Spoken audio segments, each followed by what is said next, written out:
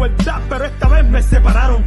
Dijeron mucho, pero no se olvidaron de callarse. Cuánto odio por mi piel sembraron. Dijeron historia y la tergiversaron. Dijeron guerra, muerte, odio y nos culparon. Enfermedades, epidemias nos contagiaron. Exterminación de mi fauna complace a tus mercados. Dijeron riqueza y todo se lo robaron. Oro, platino, diamante, a la fuerza se lo llevaron.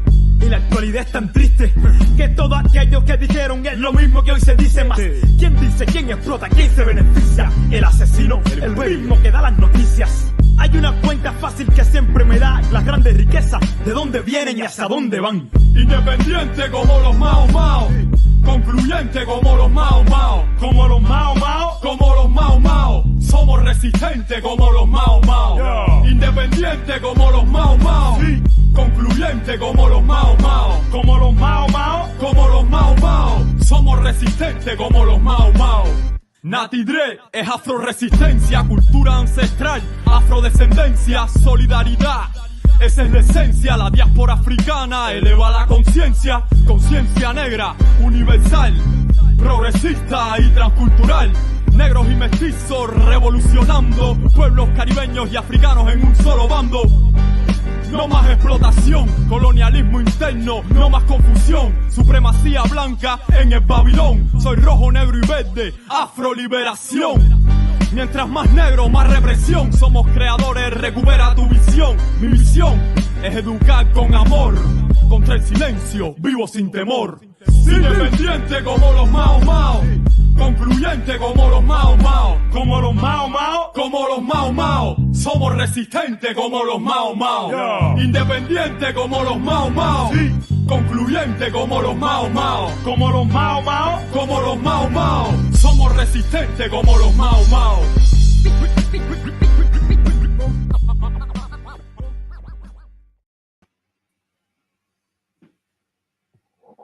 It's happening, good people. It's the Rise Up morning show, international morning show. You know what we do around here right about this time. We're in the place to be. I am Kalanji Chong alongside my man, Fernando Cardenas. Peace. Okay. Did I say your last name right, Fernando? Yeah, that's right. Cardenas. Okay, making sure. We got Kimber, Old Hore or Ojore, depending on where you at. You know what I'm saying? Here in the building. Yeah, peace. Rise up, man. Rise up. He said, I don't know where they announce it like that, but it's okay. We here. Brother got nervous. He's like, what you talking about, Kalanji? And then I was thinking, I'm like, hey, he might know what I ain't even going to question. Hey, man, I like this show. Anyway,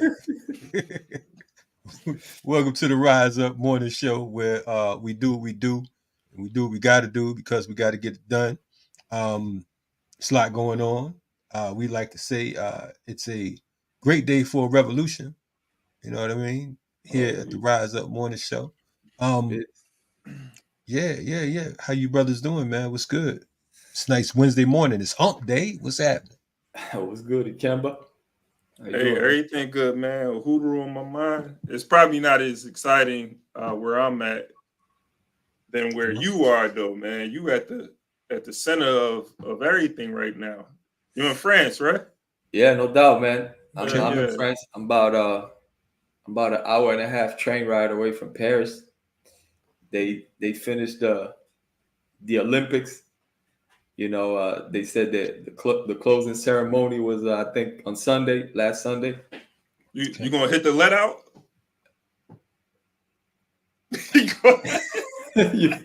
Is that an American thing? I don't know. I don't know. You lost me. You lost me. He lost me too. So clearly I ain't American.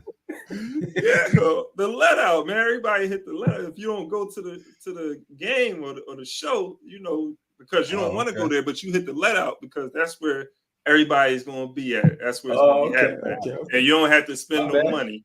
You don't have to spend no money either. You know what I'm saying? So you can still partake in the festivities without spending money. You look the part, but you ain't really down. I got it. And you can say I was there, but you wasn't really there.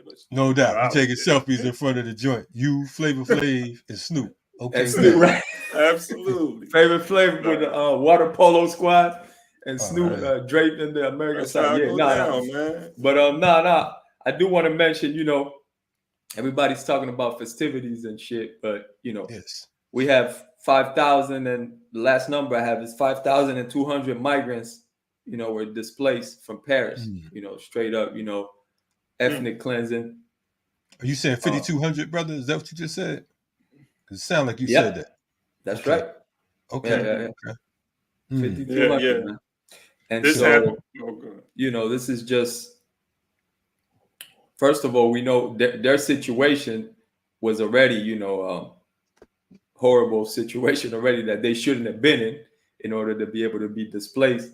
But now, ain't no telling how they're going to proceed from now, and it's mainly our brothers and sisters. You know how it is when they're talking about migrants. They're not talking about the other Europeans who come here. They usually have it a lot easier. So yeah, we're talking about, like you said, 5,200 people that are having a tough time now to find anything, housing, even sometimes, sometimes they might even have certain family members that they were with. Now they might have to split up, that's the reality of the Olympics, man. The thing is, it's crazy because it reminds me of the 96 Olympics here in Atlanta. One of the things that they did was they had the city and the government, they actually bought tickets for homeless to go other places. You know what I mean? So you pretty much got a one-way ticket to anywhere you wanted to go, as long as you left here, so that they can make the city look good for the folks who are coming in for the Olympics. So we already know, like, when you talk about the Olympics, regardless of where it's at, is usually the result of a crime spree. You know what I mean? So if you peep the Olympics this year, it was a whole lot of blackness from what I was hearing. You know what I'm saying? Yeah, it was running, black brothers shooting ball, whatever. You know what I'm saying? Sisters singing at the opening ceremony. Yeah. Smoking a blunt. You know what I'm saying? I mean, it's just, Flavor Flav, whatever he was doing. I mean, you Flavor Flav. Yeah, I mean, he was really over there. He was over there, man, with the water polo team draped in with the American flag and talking about USA, chanting USA. Right, right. This is Public Enemy. Right. Shout out to Griff for keeping it solid. You know what I'm saying? Shout out. Yeah. So this is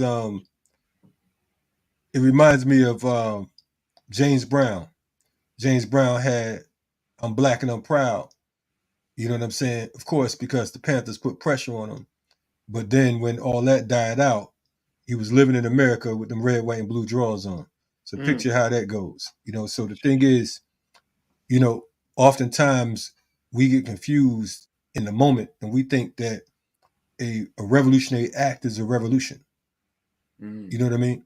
Some people, I hate to say it, but from my studies, research, and understanding, some people became political prisoners not because they was politically active, but they were standing next to the wrong person at the right time. You know what I mean? And many of them, unfortunately, they didn't necessarily want to be where they were at, not because they was locked up, but because they didn't want to be where they was at. So we'll let that sit in for a minute. But yeah, let's talk about that. I mean, France, everybody's screaming France, and Kimball was on his way over there to the let out. You know what I mean? Then he didn't know Flavor was over there, so he didn't want to know what time it was. So what was happening. I mean, hey, I can't even afford capitalism kicking my butt, man. But it's interesting though. Like, I was curious. The migrants, like what they were displaced. How I'm just curious though. Like, was it because most of them were houseless. You know what I mean? They were houseless. So, like Kalanji said, they want to make the place look good. You know what I'm saying? "Quote unquote" good. So they just move. They just move the people the fuck out of there. Basically, like they're things. You know what I'm saying? Like they move the people like they're things, and they're like, "Yo, get the fuck out. Go to some other city, whatever." What about restructuring? Like was there any people who were displaced as a result of the building that was going on over there? Well, see, yeah, another thing that I didn't mention, like, yes, some of them maybe were houseless, but then they had some type of situation there already where they were looking to get, housing somewhere, or they already had something set up where they would go eat somewhere at a shelter or something like that. And now they're having to start all over wherever, you know what I'm saying, somewhere else. Some of them, I'm sure some of them will come back or try to come back, but it gets complicated. It gets difficult. I'm thinking too. Like these things, they put these things in place. Like they know they have a plan on.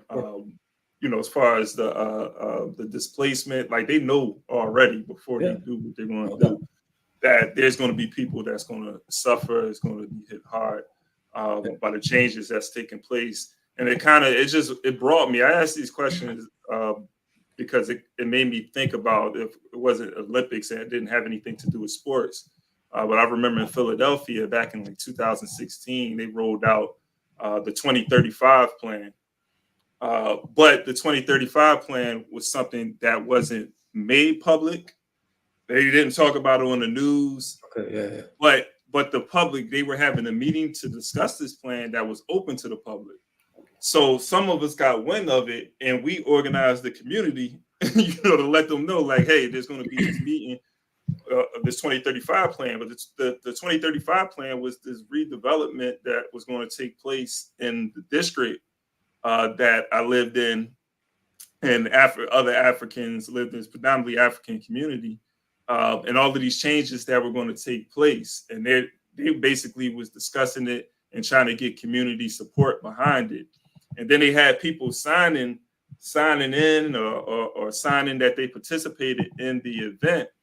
And somebody, I don't know, it could just be paranoia, but somebody was like, no, don't sign that, because they could take that back and show somebody that, hey, the community is behind what we're doing by showing them these signatures. But the point is that they had this plan for the next 18 years of transforming the community, and people were going to be displaced as a result of this development that was going to happen. So we got to be hit, man. They're always planning. Hey, man, they do that. They do the same thing for the World Cup too. The Soccer World Cup. It's the same as the Olympics. In Philadelphia. No matter where they go. Yeah. Oh, that's what it was? Is that what it was? The World Cup going to be. I'm not hip with the World. I just read something. Okay. The World Cup. Look into it. I think the World Cup is coming to Philadelphia next year, 2026. Okay. Look at 2026. Okay. Yeah. Well, they do the same shit for the World Cup as well, man. Olympics, World Cup, all these huge events, and sometimes they build stadiums, huge stadiums and things that then just stay empty. Afterwards, sometimes they just keep them out there, stay empty. I remember when they had the World Cup in Brazil, man, it was horrible. They displaced a bunch of brothers from the favelas in order to same shit, try to quote unquote clean up the city or whatever. And it's always our people, at the end of it. No doubt. I mean, that's what it's all about when you talk about gentrification, or what we call land grab or land theft, because we come up with these as the comrade would say, nice terms for brutal realities. You know what I mean? When you talk about the original victims of gentrification in this country would be the natives of this land. You know what I mean? And no one talks about that. So the same thing plays out over and over again. They will shuffle you around like cattle, or outright exterminate you like roaches or something. Just to get that money flowing, get that currency going through those particular colonies. So it's not, as Gil Scott Heron would say, it ain't no new thing. You know what I mean? This is what goes on. This is what we spoke a little bit about Berlin Conference yesterday. And these are things that continuously happen. When you talked about, Ikemba talked about this 2035 plan. This is the reality of it. Folks are talking about Cop City like it's a new thing. It's not new. You might have missed the language and the terms that they used 10, 15 years ago. but it's all about the expansion of a police state. Here in Georgia, I saw a robot cop the other day in Atlanta. They have the robot dogs, the police dogs. Excuse me. They have over 20,000 cameras here in the city of Atlanta. You know, they have a situation right now. They have malls out here. You go to certain malls and they have the security riding around in their cars. You thinking they're just protecting the property, but nah, they're scanning your plates so that if you have any warrants or whatever, the police will be alerted. So after you go spending money with these crackers, you can come back outside and you can get hit with that warrant or get locked up. You know, facial recognition in places like Walmart and places like that, where again you shopping and you're clearly under surveillance. But all of this is a part of this whole power structure. This is a part of the whole gentrification, because gentrification is actually a form of genocide, because you're taking out generations of people. Your grandmother might have owned this house or whatever. Now it's cutting off the lineage. It's cutting off the umbilical cord. And they're either forcing the prices up through these taxes or just running you straight off the block, killing you off, locking you up or whatever. Folks used to wonder, like, why are all these white folks buying properties in these neighborhoods, and the neighborhoods are terrible? Because they know what you don't know, is that you are extinct.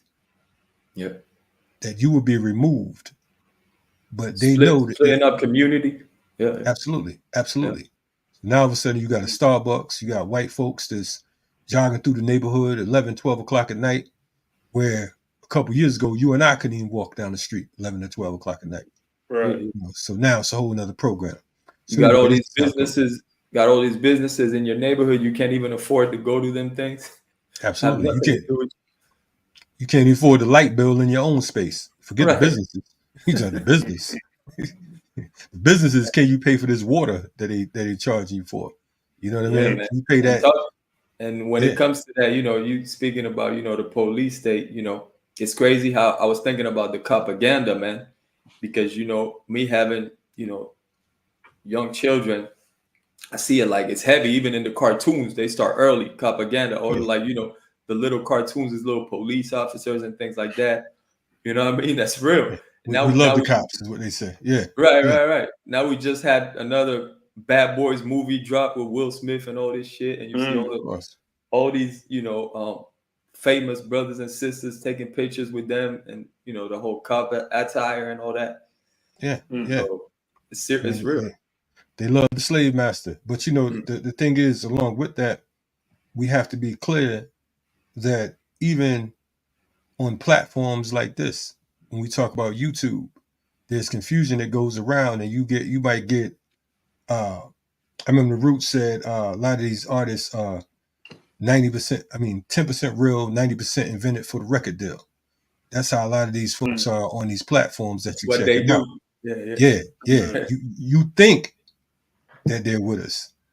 You think that they're on point, but when you really sift through it and you skin it and see what's in it, you see, like, man, these cats pretend to be cats. You know what I'm saying? But we are grateful to be here. This is Black Power Media, the Rise Up Morning Show. We're live and direct, and grateful to have you all here. We have a guest coming up soon, but we're gonna go to this quick Black Power break because we needs it up in here. Shout out to our crew that's not here with us today. They're with us, but they're not with us today. Anyway, we're going to go to one of our comrades, one of our OGs, see what he talk about. DBW, where you at? Rise up.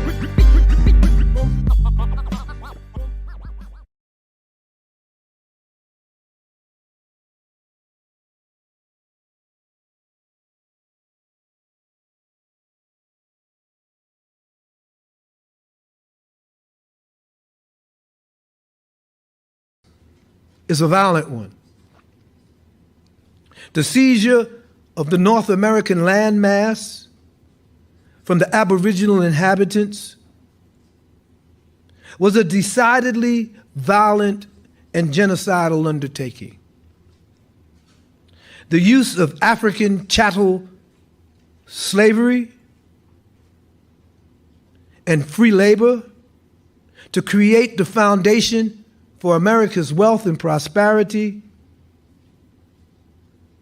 and to launch the Industrial Revolution in North America was steeped in ruthless cruelty and maintained by an omnipresent threat of violence.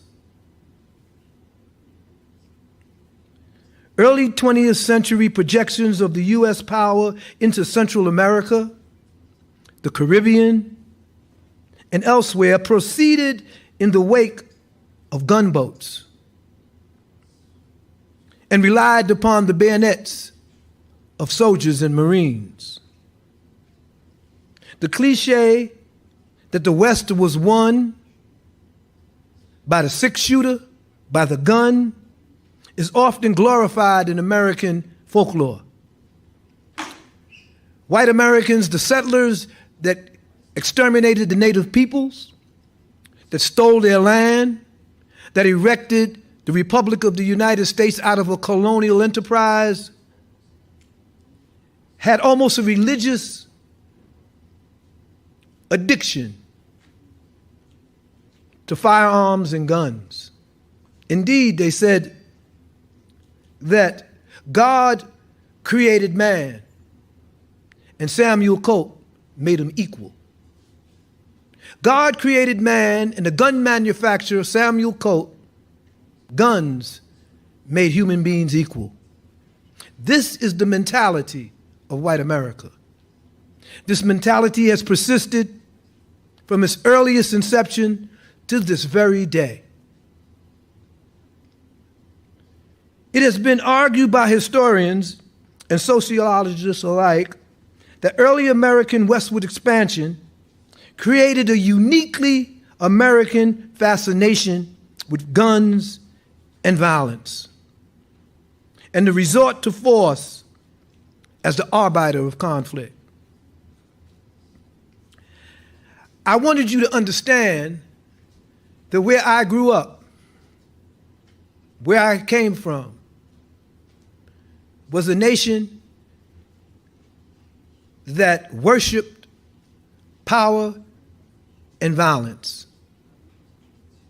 That violence, as Imam Jamil Al-Amin, a political prisoner right now in the U.S., formerly known as Rap Brown, once said, that violence is as American as cherry pie.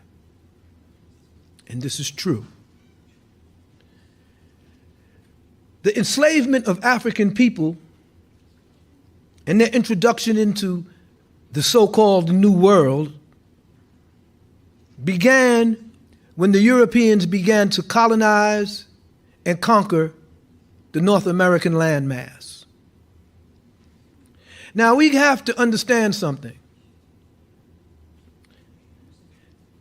That African people that were brought to what would become the United States came from different parts of Africa, speaking different languages, having different religious beliefs and faiths and cultural differences, but we were melded into one people, having one history in the crucible of chattel slavery and white supremacy. And this is very important to remember, because the African diaspora, which some of you represent, was not a coincidence. It is a direct consequence of European imperialism, empire, and the social construct of white supremacy.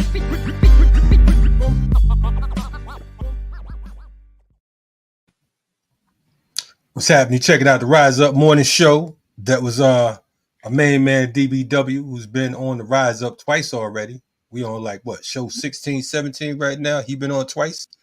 Okay. Mm-hmm. Right. You got the record thus far.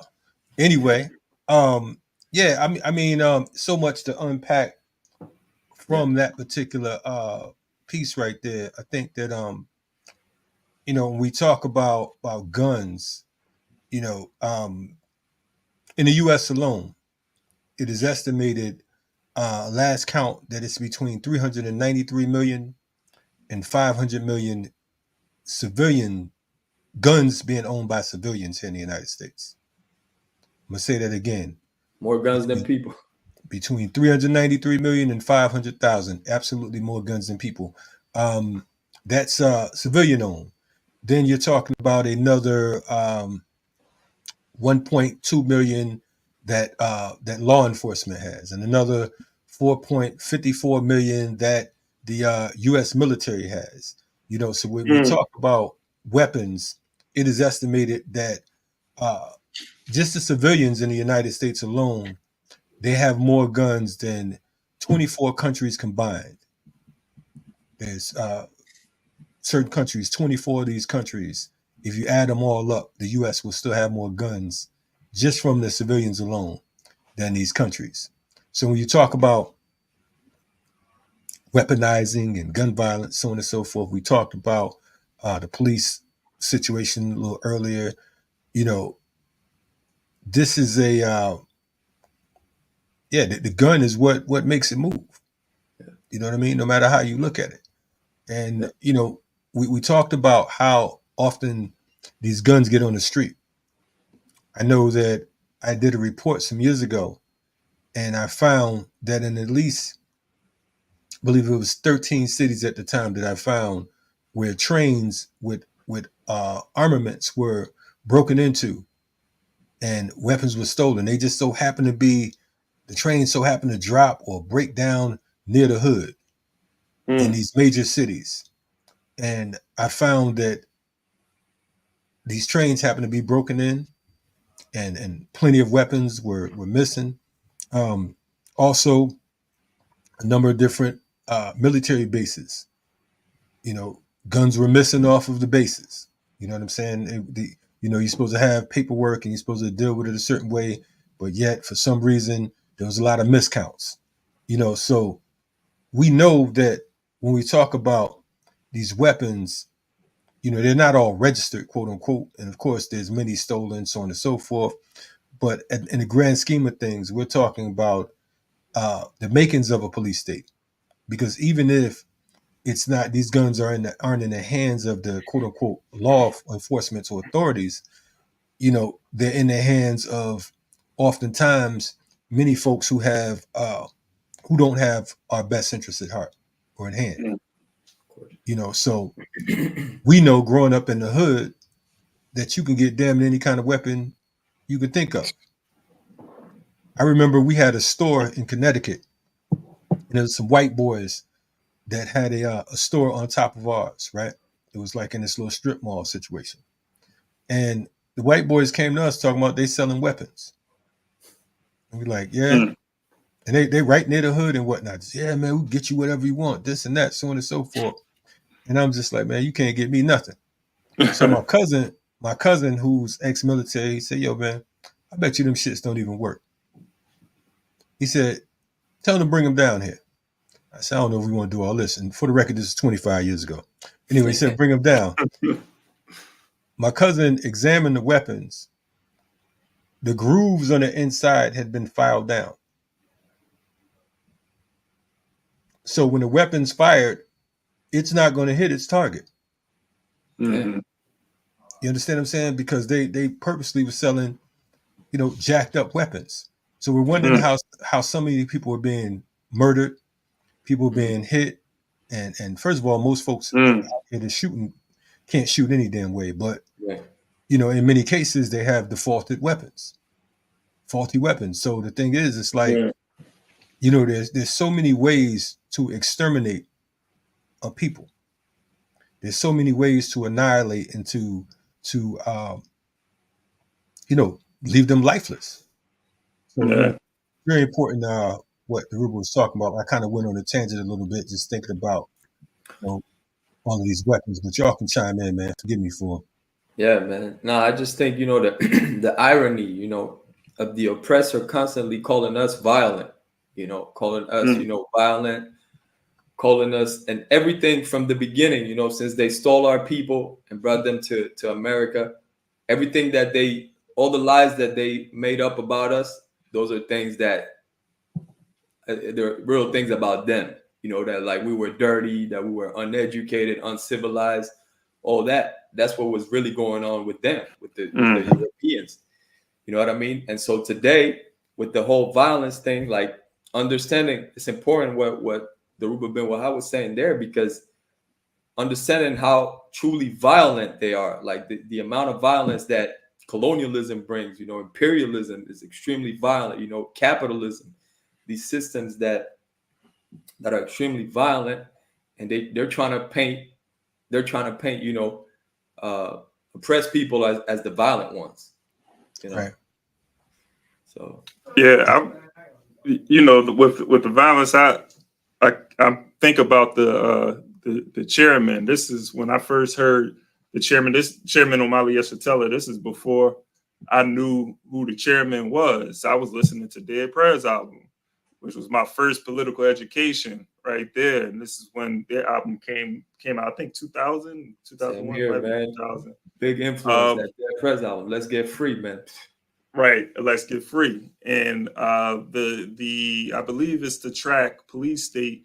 And in the beginning, the chairman is speaking, he's talking about the police. And, you know, we only need police in society, at that junction in society where it's split between the haves and the have-nots. And so when you think about that, like that really, so they have to use, which they have, the state has a monopoly on violence. They have to use violence to keep us from taking back what's rightfully ours. It's a violent system. You know, it's inherently violent. Colonialism, you know, is inherently violent. So, you know, I appreciate what Comrade Ruba was saying when you think about the development of this capitalist society, an international system. You know, it took violence for them to be able to accumulate all of the wealth that they had. Talking about the West, we was talking about gentrification, which is ethnic cleansing, which is genocide.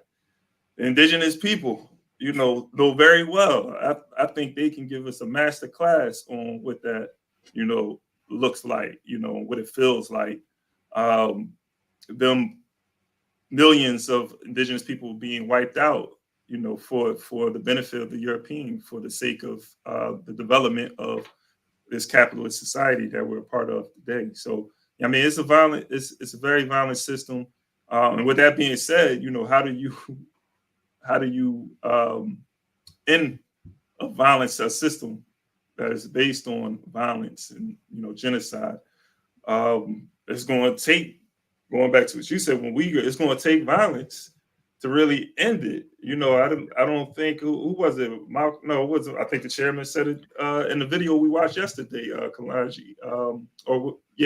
When he said, you know, if you can look at any point in society where we voted our way out of slavery, you know, then I say, let's go vote our way out of this situation. But that's not the case. You know what I'm saying? It's going to take force. It's going to take resistance, you know, fight. Yeah. But even in that same video, he talked about, you know, that doesn't mean he's going to be passing out AK-47s, you know, because he understands where we are as a people. And that's the problem we have in our communities. We all have weapons, but we don't have that political education, right? And knowing who we supposed to be using those weapons against, you know what I'm saying? And I'm not on Black Power Media advocating violence. Of course not, brother. You nonviolent. You like king of them. Yeah, no doubt. But yeah, man, it's real. Like, you know, it's kind of like, basically, we know that, you know, our oppressor is extremely violent. So as soon as, you know, we try to resist, you know, the violence is going to come. The violence is going to come. And so we're going to have to defend ourselves, you know, so it's self-defense. But yeah, it's real. We constantly defending ourselves, right? Exactly. Like, we can't. Even when we don't resist. On offense. Even when we don't resist. Yeah. But yeah, it is. You know, it's. I guess for me, just I don't know, man. Just being around a gang of freedom fighters, elders and OGs many of them who are now ancestors, and looking at, you know, the fact that it's Black August right now, and it's the same fight. I'm thinking back to I first got down officially with the Black August Organizing Committee 20 years ago this year. And I had the honor, I met OG Shaka Thennon, who was the chairman, who's now an ancestor who became an ancestor over the last couple of years. I think back to being invited to participate. I met him like in February of that year, or March, I can't remember, February or March. And he was like, man, I like what you're doing, so on and so forth. I want to invite you down to do a presentation. Would you be down to come back in August? He said, we're going to pay for you to come down. We'll make sure you're good, everything, so on and so forth. I'm like, bet, because I'm just really getting information on Black August. Same year, within a few months, I was writing for the San Francisco Bayview. They asked me to do a series of stories on Black August. So I'm like, wow, I'm just learning, and you know what I'm saying, it's going in. But from that point, each year, for years, I was actually the host of the Black August festivities in Oakland. So we would be doing it here in Atlanta, but also in Oakland. I'm saying all that to say, you know, just kicking back and just thinking about, you know, when you talk about this criminal system and how here it is, the 45th year commemoration of Black August, and things are the same. And you have some folks who are foolish enough to believe that somebody's going to save us, someone's going to come along and save us. Or we're so free that the rest of us is just tripping. Like, what do you want? Yeah. We're giving you a black this, a black that, so on and so forth. But, you know, it's saddening. And we give thanks to brothers and sisters, but brothers like Naruba, who just turned 80 years old. You know what I mean? Right. 80 years old and still pushing after being a political prisoner. Yeah. After serving time and still coming out. Because I can only imagine when you get hit with so much time, him and folks like Jalil Muntaqeen, who we was with last week, who did 50 years in prison. His brother did more time than you brothers was even on earth. Right. You know what I'm saying? And then they're still going. So we give thanks to our comrades, to our OGs and our elders for keeping this movement moving.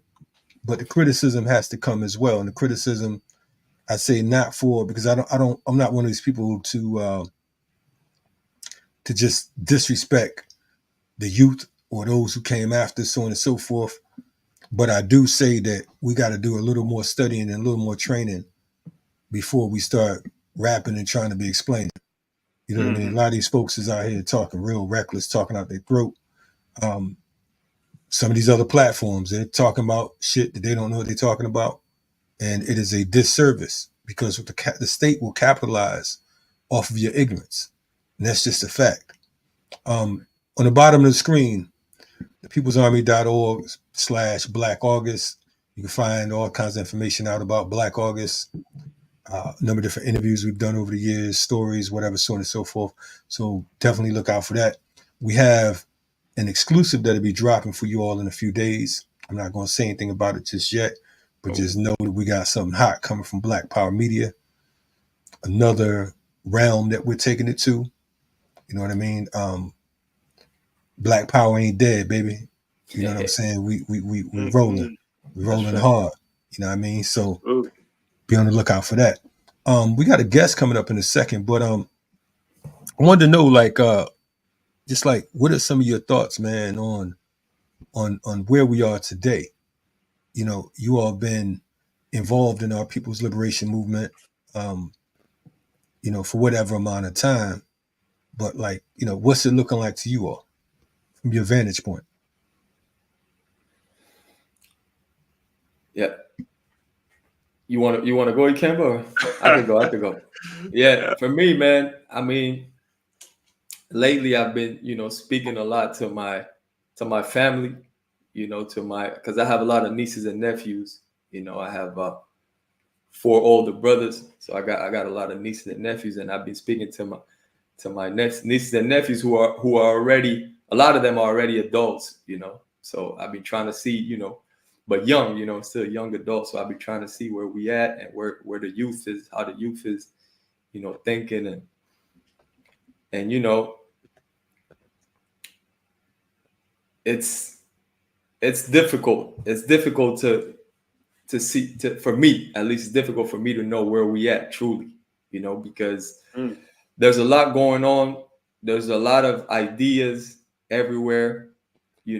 When I speak to my comrades, and the people who are part of the organization that I'm with, obviously we know where we at. We know where we stand. We know what we're doing. We know what we're working on, and we could see certain things, moving forward. So, on an international level, we're seeing now, obviously, things moving in the motherland, and we're seeing things. But as far as our people here, for example, where I'm at in France, people, the youth, and people in general, I can't really tell. I'm not sure. I'm not sure, man. Sometimes we get discouraged, but the discouragement with me comes from really from organizations, not necessarily the people. Like, I feel like we need to be a lot more organized and need to be a lot more connected. That's why I like anybody that's talking about a united front, right? And I'm seeing those conversations being had more in actual movements towards that. But even with that, I feel like there's still like a few, different united front movements going on. So, but maybe that's a good start. And then, sort of like connecting those different movements. Yeah. So I'm optimistic, I'm positive, and I'm in the midst of that as well. So, it's also, the burden is also on me to make that happen. We can't put it on just one individual. It's the collective, all of us working together to see that come into fruition. As far as the masses, man, it's the masses. So there's like the contradictions, like that's going to exist. We dealing with capitalism, but I feel like if we got a strong organization that can get some leadership, the people, the people they're going to be down with this, man. Like the masses are, because of the contradictions. Like they ready to explode, and they do explode, but it's not organized. You know what I'm saying? So I'm positive, or I feel like where we are, we're in a good space because we're still moving. But that petty bourgeoisie though, man, they still, they still forced to be reckoned with though. I ain't going front. So that struggle still exists, man. But I'm not deterred, No question. Well, listen, what we're going to do, we're going to go to a quick Black Power break. We're going to come back with our guests, because speaking of organization, speaking of unity, speaking of collective, there's a brother who is scheduled, who has an expiration date put on his life. And I'm not just going to say execution. I say expiration date, because we know that these rotten bastards, for some reason, they think they got the right to tell you when to be born and when to die. So there's a plan to execute this brother. And one of our good sisters who's been on Black Power Media in the past is on the front lines working to attempt to save this brother's life. And I'm glad that there's folks like her, because there's not too many folks who are actually giving a damn about folks on death row. And I think that it is a crime. It's a criminal act for us to act like, people aren't being, like, genocide isn't being committed inside of the prisons as well. You know what I mean? Right. And oftentimes, it's not even a question of guilt or innocent. It's a question of humanity. You know what I'm saying? It's a question of life. You know, so we're going to be back in a second with our good sister. But for now, we're going to go to a quick Black Power break. Y'all stay tuned. It's the Rise Up Morning Show. Y'all know what we do around here. Block out.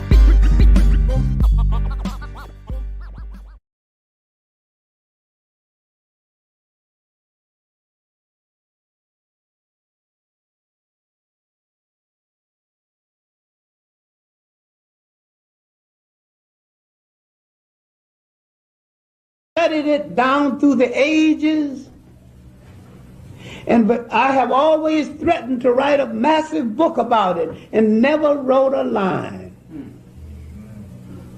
I write out the title for the book, and I talk out chapters in the book, but I never write the book. It is so delicate and dangerous, and so painful, that a person like me who opened many doors and talked about many things, even at the risk of being killed, hadn't even put it down. The book is called The Role of the Bastard as a Factor in History.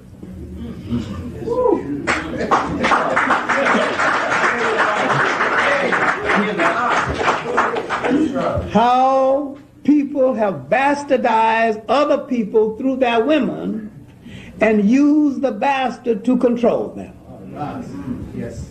Then having used the bastard, refused to accept the bastard in the home of the father that created him and send him back to his mother's people to start confusion.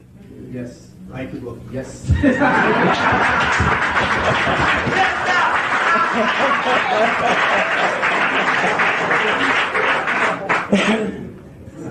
When and if I dared, and somebody going to have to give me a bodyguard 24 hours a day if I ever did, I would have to write about how they literally destroyed the Haitian Revolution. How the mulatto generals, sons and daughters of the French black mothers and French fathers betrayed the Haitian Revolution and went over to the French against Toussaint Louverture. And a French general who hated both blacks and mulattoes called Rochambeau. He was going to teach the mulatto general, the mulattoes, a lesson. That I hate you just as much as I hate the blackest of the blacks. So he gave a gala party for the wives of the mulatto generals. At the end of the party, he said, I have some presents for you, ladies, in some boxes. So go in the room and open the boxes. It was the heads of their husbands. He had cut their heads off to show you I have just as much contempt for you yellow niggas as I have for the blackest of the blacks. The Rochambeau incident in Haitian history was so embarrassing and so painful. Most Haitian historians have written it and left it out. Couldn't face it. Too embarrassing. And Christophe, one of the last of the powerful of the three generals, mentioned it in passing. One of the last of the mulatto governors, Pétain, when they were arguing about democracy or dictatorship, Christophe had a dictatorship when everybody was fed and going to school and doing well. And Pétain had another part of the island that was called a democracy, modeled after Europe, but everybody was starving over there. And when he faced Christophe, he said that if the French, Christophe had been a stable boy and head waiter in the French inn, also fought in the American Revolution, but that's another story. So when he faced Christophe, he said, if the French had killed you, I wouldn't have you to contend with. And Christophe's answer was classic. If your mother had the common decency to keep Frenchmen out of her bed, I wouldn't have you to contend with.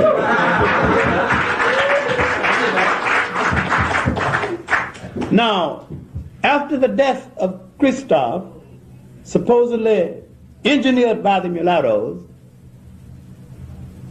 they came to power, begging for French acceptance, and got it.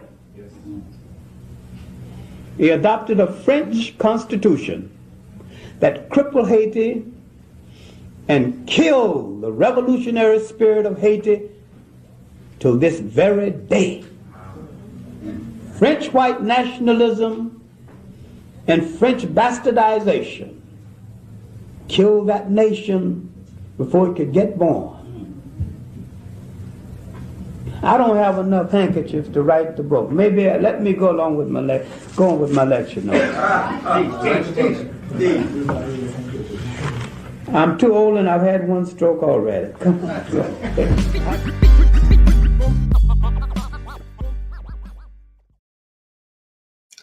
No doubt, no doubt. That was Dr. John Henrik Clarke. Another brother that I am grateful to say was a teacher of mine in the early 1990s. So may the spirit of Dr. John Henrik Clarke, the spirit of Dr. Ben, and the spirit of so many others who we were grateful to learn from when we talk about the cultural side of things. We can catch him every week back in the day at the First World Alliance in Harlem, New York. There was a church. You might have heard me talk about him in the past on this platform. There was a church that every week you have a different teacher. It might be Dr. Ben, Dr. Clarke, Theophila Benga, who worked with Sheikh Ali Diop, Marimba Ani, who went by another name at the time, Wade Nobles. I mean, we can go on and on and on and on. But many of us grit our teeth culturally there, and then we learned about revolution through folks like the BLA, the Revolutionary Action Movement, the Black Panther Party, SNCC, so on and so forth. So we give thanks for Dr. Clarke. And we also remember some of these criminals because not too many people talk about Rochambeau.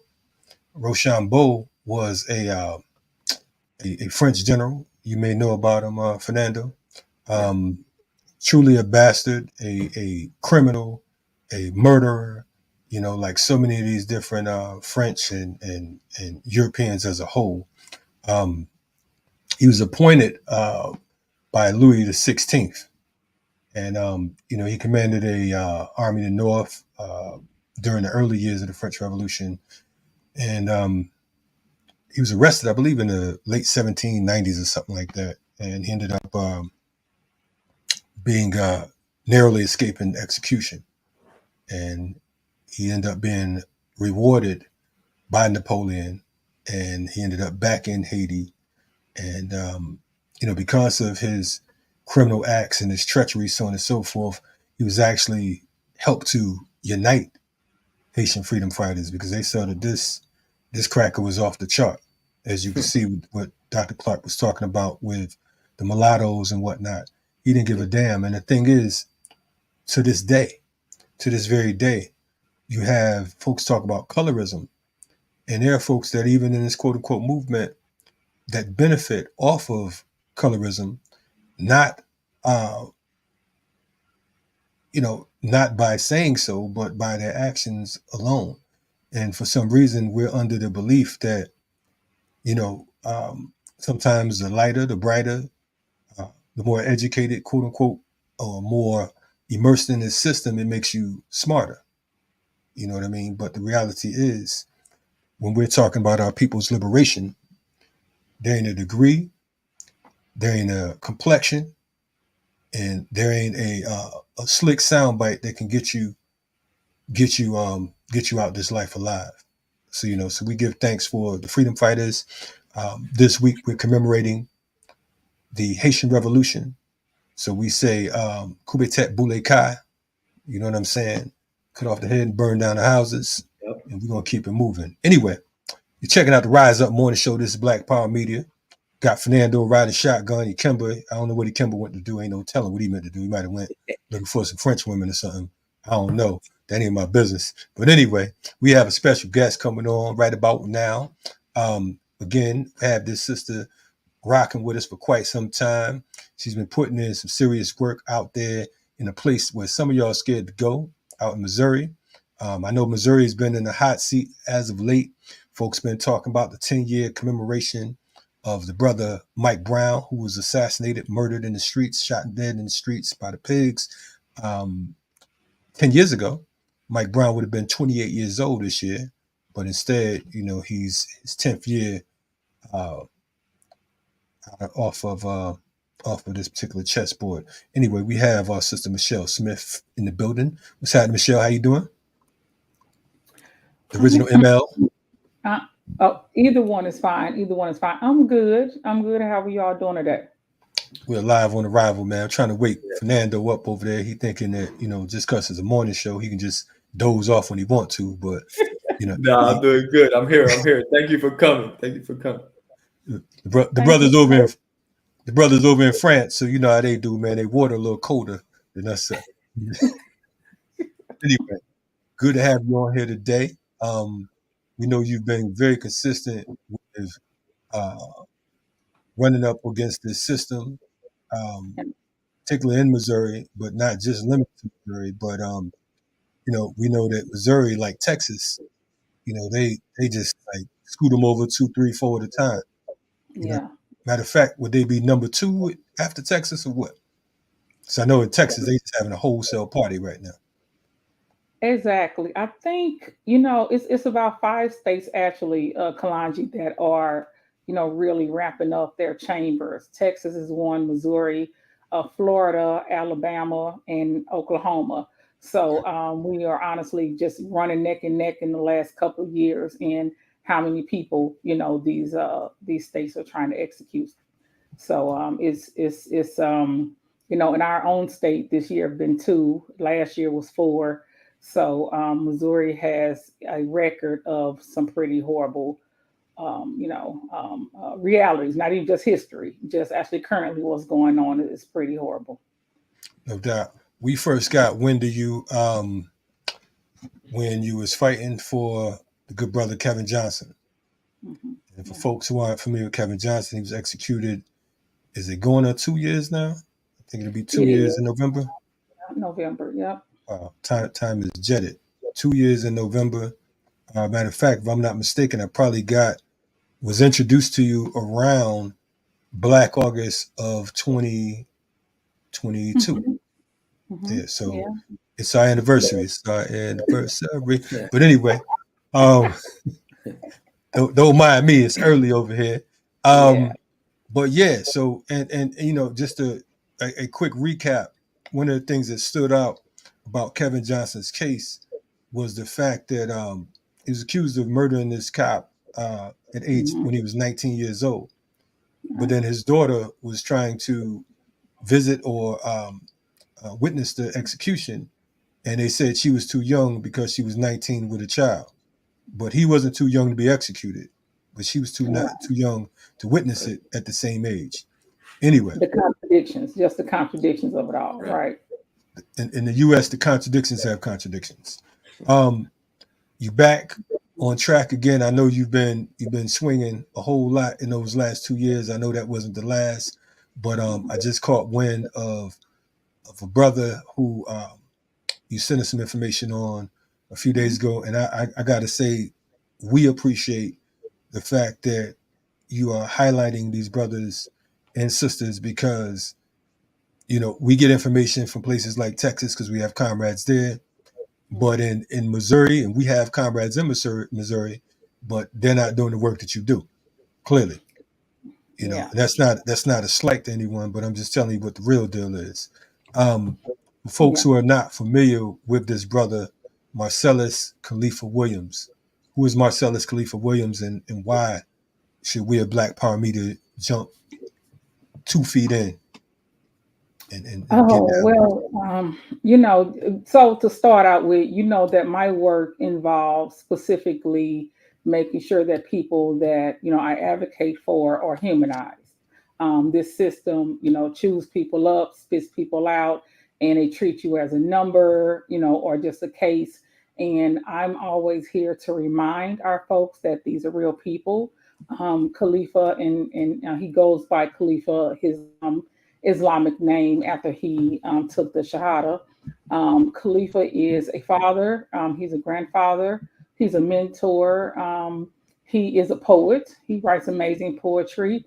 He's also the imam of the men that's in the prison that he's in, and he's very well respected among that community. And lastly, Khalifa is innocent, and so of course, I advocate for people regardless of their innocence or guilt, but specifically when a person is innocent, it's even more egregious that our state doesn't care and basically is pushing forward with killing an innocent person.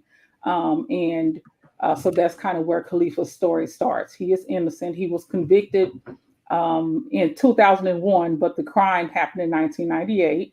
It was a white lady who was killed in her home. It was very brutal murder, and she was killed in 1998. The case went cold for a while, and her family eventually put up a $10,000 reward. And so, when money's involved, right, people come out the woodwork. And so 2 people came forward after this reward was offered who said that Khalifa told them that he killed this woman. And not much more than that, their word and some very circumstantial evidence, the state was able to get a conviction because, again, this was a Black man. The victim was a white woman. The jury was made up of 11 white people. 1 Black person did get on the jury, even though the prosecutor at the time tried to keep him off. And this is the same prosecutor, as you mentioned earlier, with Mike Brown, who was prosecutor for many decades, who did things like not prosecute Darren Wilson when he killed Mike Brown, but he went on to also incarcerate and put on death row people who were innocent. And Khalifa was one of those people, and he was convicted in 2001. And ever since then, his legal team and he and his family have been fighting to get not only his innocence recognized, but to get the evidence entered into court. During his trial, Kalanji, the attorneys asked for DNA testing to be done. Now, in 2001, DNA was, much newer than it is now. It came into usage really in like the 90s. So during that time, it was pretty new, but there was evidence, there was blood and there was other evidence, and they wanted it tested, and the court denied the testing. And I know that we as like regular people assume that when there is certain evidence in the case, when there is DNA or when there's an alibi witness or when there's certain things that a defendant can introduce, those things automatically come in, but they don't, right? They don't automatically come in. You have to ask for them to be entered into the record. And there are times where the judges will deny your request because the prosecutor does not want anything coming in that's going to help you. And so in this particular case, the DNA was not introduced and not tested for many years. And later in 2015, 2016, the DNA was finally tested, and it's not Khalifa. The murder weapon and some other material were tested, and both of those tests came back. They excluded him from being the perpetrator. But regardless, the prosecutor, which at this time is the state attorney, has a conviction, and he is going to fight to keep that conviction in place. And he is fighting to kill Khalifa right now. And so, hold on, if you could take it back, because you said something that again, doing the work we're used to certain things being said, and we're used to saying certain things, and it's almost second nature, right? But you just said that the DNA evidence said it wasn't him. Correct. So what else is there to talk about? You know what I'm saying? The DNA say this ain't happening. I mean, I still want to kill him. Is that what we're saying? I mean, like, let's talk about that. And when did this DNA, when was this DNA tested? So the DNA was tested in approximately 2016, like early 2016, late 2015, which was about 15 years after he was convicted. But yes, it was tested. And again, it wasn't tested during a trial because the court would not allow it to be tested. Those things have to be, approved. But his lawyers fought for many years. They finally, won the right to get the DNA tested. The DNA was 2 DNA tests given, and both of them excluded Khalifa. Now you say, why are we still here? Well, there's this term, legal terms in the legal system is convoluted, confusing, biased, all those things on purpose, right? So there is this concept called the finality of a judgment, meaning once a conviction is rendered, once a judgment is finalized, the legal system honestly doesn't care what new evidence comes forward or what old evidence, is actually entered into the proceeding later on. This doctrine of finality means that we are going to hold to that conviction no matter what new evidence comes along, no matter what witnesses retract their statements.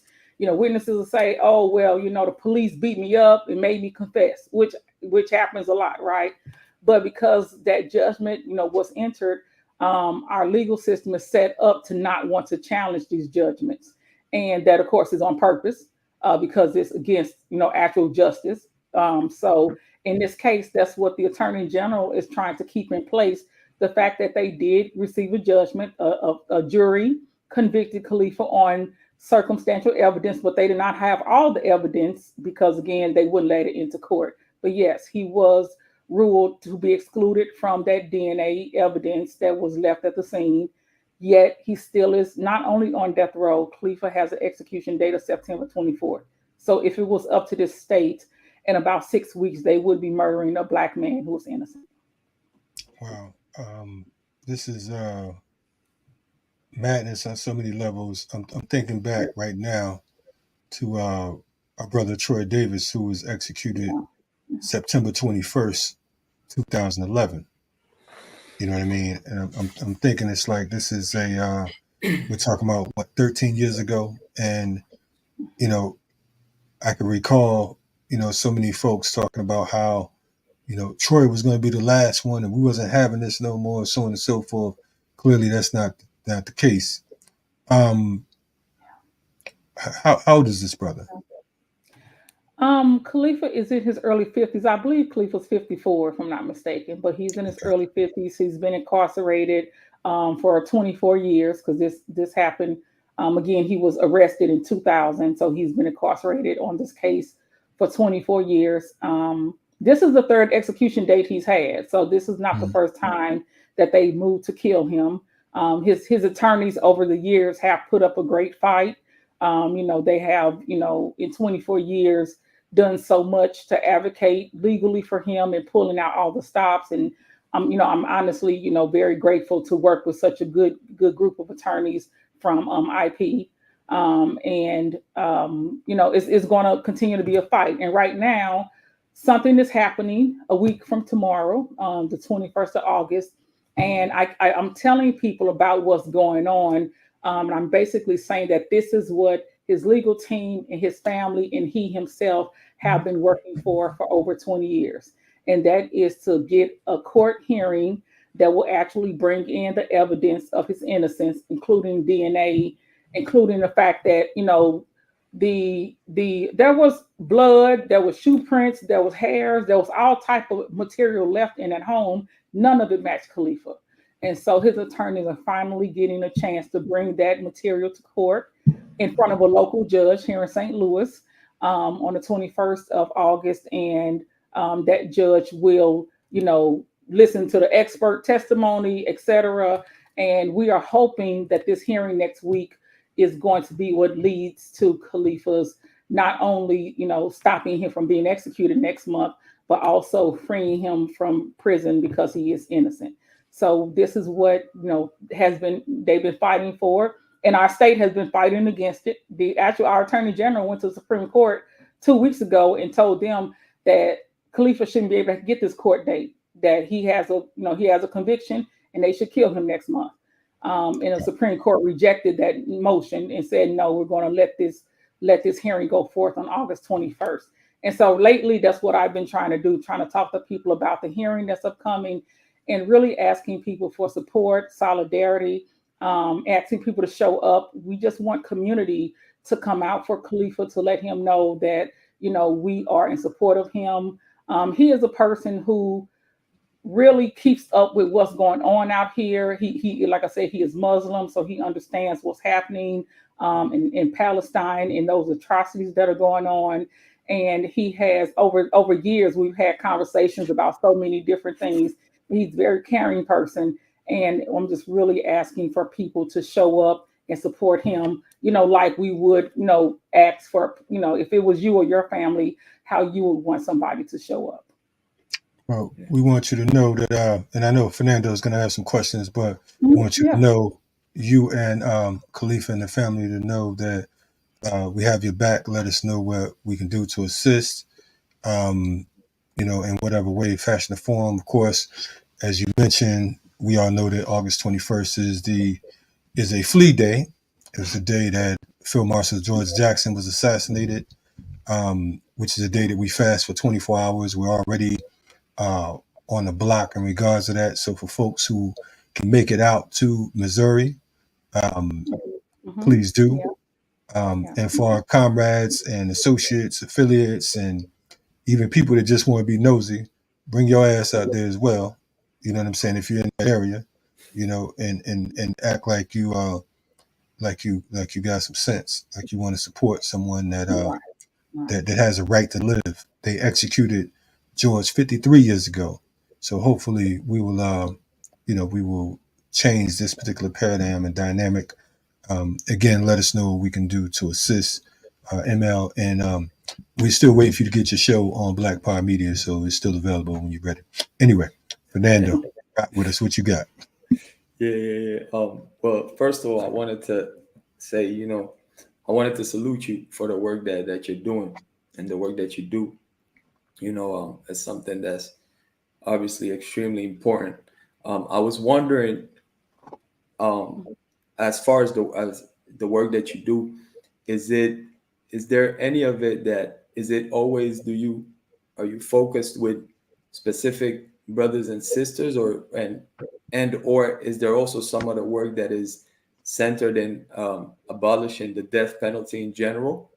So that would be kind of one question that I have. And then a second question is, I was wondering also, how common is it for a person, like you said, how common is it for a person to be proven innocent, basically, and for the state to still want to go ahead and murder the person, Well, thank you for the question. And sadly, I guess I'll start with the second part. Sadly, this is not unusual. July the 1st of this year, the 200th person in our country was exonerated from a death row in this country. I work with someone who is the ED of an organization. It's called Witness to Innocence, and they're an organization of death row exonerees. And they marked the 200th person that has been exonerated from death row. So even if we look at how many people have been exonerated from a death row, just imagining how many people who are innocent who have been actually executed. And the people that keep the data, which is not me, of course, but the people that do those statistical analysis, they say that for every 8 people executed in this country, 1 of them was innocent, just because of how many innocent people are in prison, the rate of wrongful conviction, et cetera. So out of every 8 executions, 1 person was innocent. And that is one reason why, getting to the first part of your question, why we do advocate for the end of using capital punishment, period. We know that the system is not just, it's not fair, it's not perfect. So when we're using a punishment that's final, right? They're not coming back from killing somebody. You know what I mean? Now, when a person is incarcerated, you can, and people have been released from incarceration. But when we're talking about the death penalty, once someone is dead, they're gone. And so we don't believe in using a system with such a final judgment that is irreversible, in a system that is so flawed and so prejudiced and so unjust, using that. So we do advocate for the abolition of the death penalty overall. And one reason I tell people, because when your loved one is killed, right? When a person's family member or loved one is killed, they are grieving. They are hurt. They're grieving. It's a lot of emotion. And I never in my work, I never try to downgrade or dismiss the way that a family member or loved one feels about, their loved one being killed. It's very traumatic. But I also try to explain to people that you as an individual are not the system, right? You're not the government. You have different motives than the government. You may want revenge. You may want to, the person who did it to pay or to suffer. Those are human, feelings and emotions, and we all have a right to them. But when we're talking about the government and the system, their motives are different. The government's motives and the system's motives is political expediency, career aspirations of the people that are working within the system, and overall just to be a horrible, controlling, oppressive, regime, right? And so your individual needs and wants and emotions are different than system motives. So I really try to ask people to divorce themselves from their personal feelings from what the system should be doing.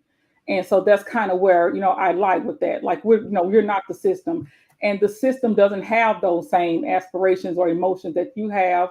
There have been times where family members of victims don't want the perpetrator to be killed. There was a case speaking of Texas, Kalanji, out of Texas some years ago, and a young man, when he was 19, he was on drugs, severely, on substance abuse issues.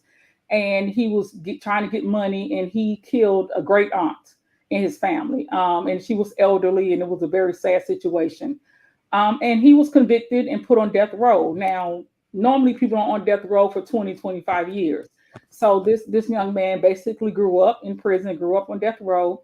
And during that time, he had connection with his family. They were very faithful religious people. So, they talked to him. They had whatever conversations and that they needed to have, and they eventually forgave him. He gave his life over to his faith, and they came to a place where they're going to support him. So they asked the governor of Texas. They said, "Hey, we know what our nephew did, but he's our nephew. That was our aunt, right? We're all the same family, and we don't want to lose another family member."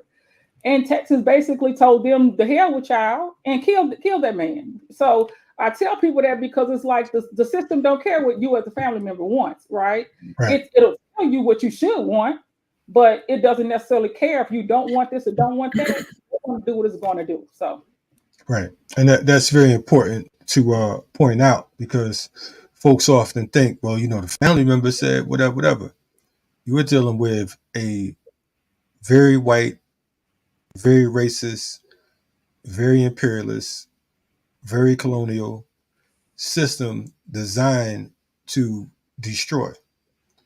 It's about it is real rotten teeth looking to chew you up and devour you, and to spit you into oblivion. And that's what we have to be clear about. And that even goes to when folks talk about calling the police.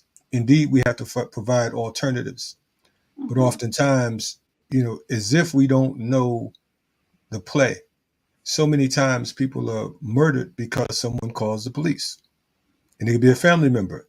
It might just be, they're acting out, and they're not thinking right, they're talking wrong, or whatever the case is. So let me call the police. What do you expect the police to do?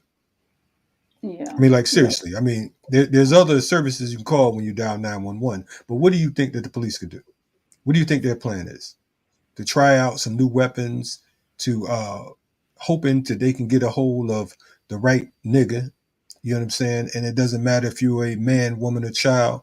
You can be a Eric Garner, or you can be a Sonia Massey, indeed. So the thing is, we have to be careful with how we're moving. It saddens me. Unfortunately, we're getting calls all the time about either the police murdering someone, the state is about to execute someone, this one's on death row, this one has just got life, or we're going to visit political prisoners, so on and so forth. This one is being executed by medical strategies and ideas, so on and so forth. And we're still stuck in orbit for some reason. You know, we're busy arguing about what came first, the YouTube or the X. You know what I'm saying? It's like we're just totally spaced out, and it's a sad situation. We're traumatized. We are traumatized people. There's no doubt about that. Yeah. I mean, traumatized is definitely, I think traumatized in many cases. I agree with that, and I think in many cases we're unclear that we're about war. We're unclear that this is an actual war going on. It's genocide. It's genocide in Palestine. There's genocide in the Congo.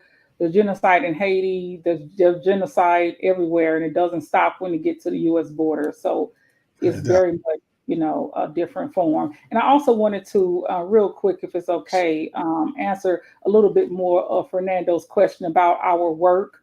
Yes. We definitely do more than these campaigns around individuals, right? Which now this is the most important thing we do. Right. But we'll say we do a lot of work. Most of my work is in the background.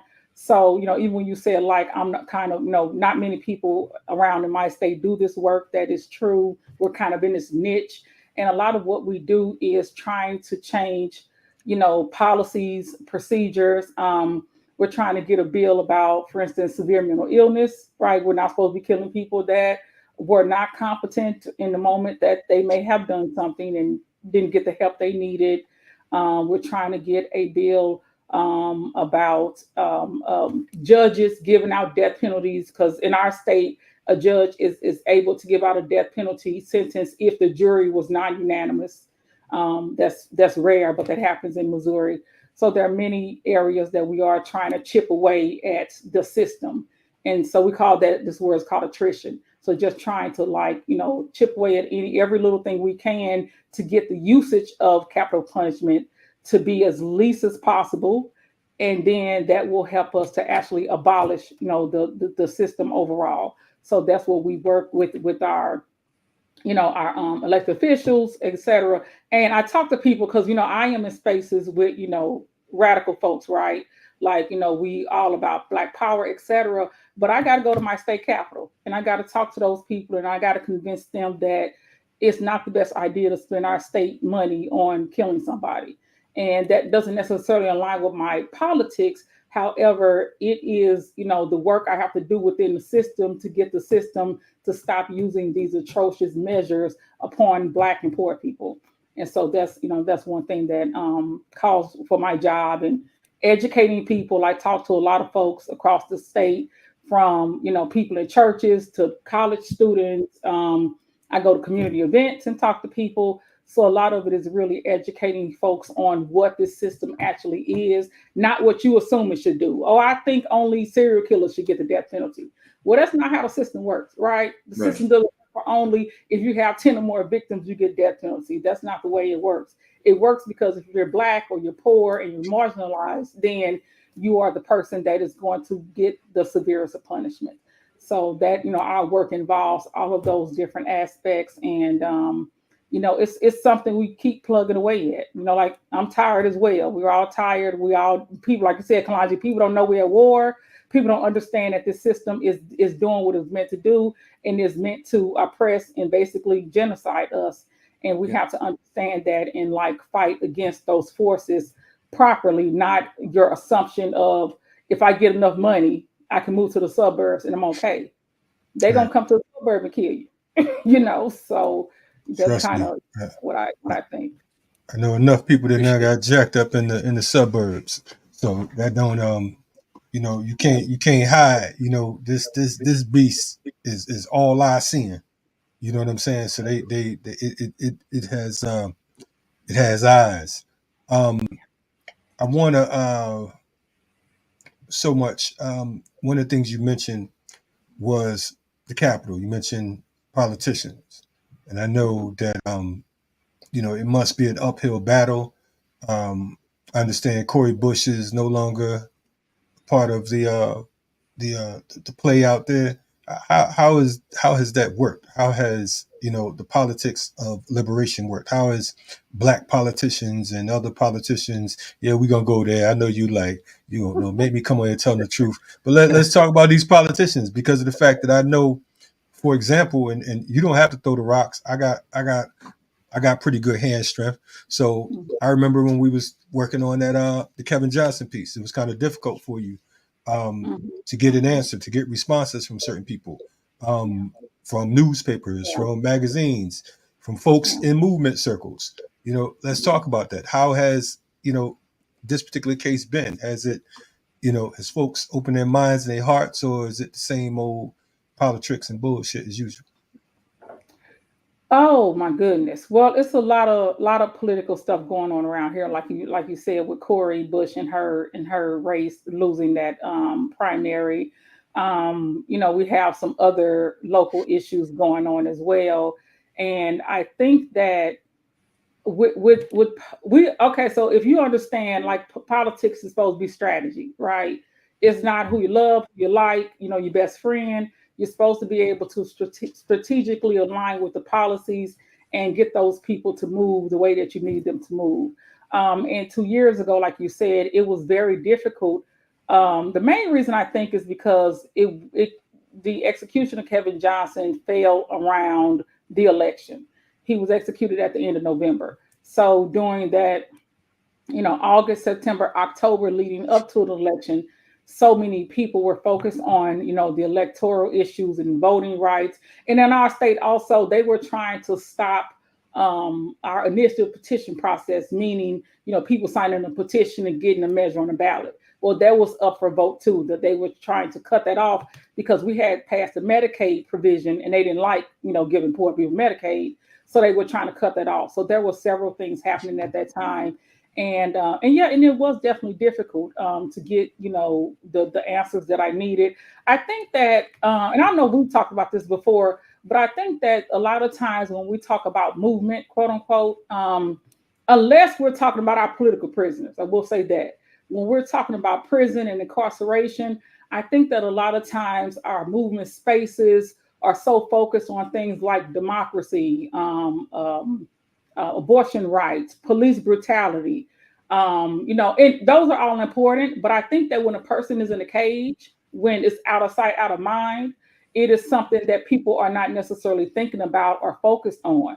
And so when we talk about the death penalty, when we talk about like people in prison, I also do work over the prisons and about like how many people have died in prisons and been abused, etc. And because it's out of sight, out of mind, we don't get a good grasp on the reality, right?